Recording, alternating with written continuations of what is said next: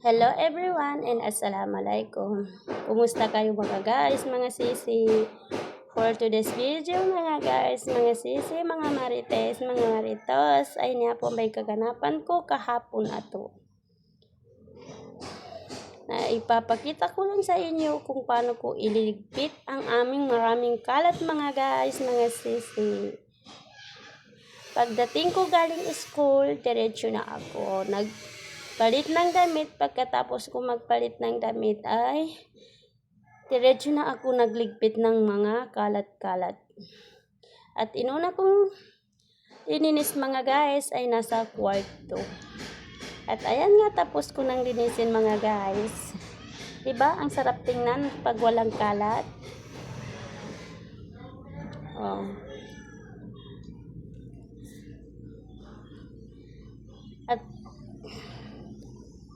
At pasensya na lang kayo talaga sa aking pagtatagalog kasi hindi talaga ako sanay magtagalog. Pero nakakaintindi talaga ako ng Tagalog mga guys. At isunod ko naman dito sa sala mga guys.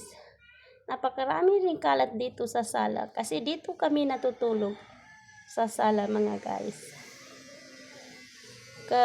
Masuki naggayaw ni warinan to na siya kaya paminiga sa sala kadikon sa kaning pagkaginawa sa kwarto Tapos nasanay na kami dito sa sala matulog.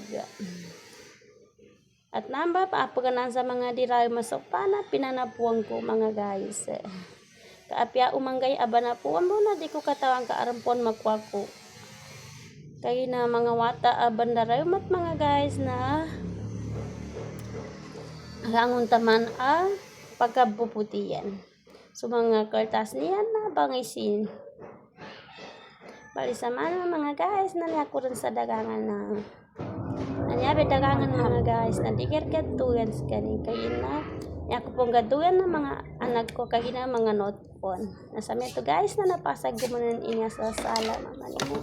Ada ko rin iya mong inansabi na isa kahinalat nambun sa kanin pagtulog. Bali, alhamdulillah ka napasag ko sa kwarto na yun doon sa sala. Medyo maluwag nga tingnan mga guys kasi wala pa kami talagang mga gamit. Konti pa lang yung mga gamit namin. Ayan. Ang importante nakakatulog kami ng maganda. At ayan nga, lumipat na ako sa kusina mga guys.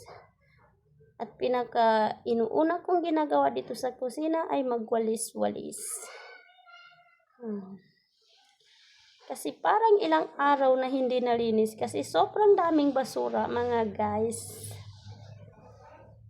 At ayun lang for today. Kwento-kwento mga guys. Thank you sa mga support sa akin mga guys.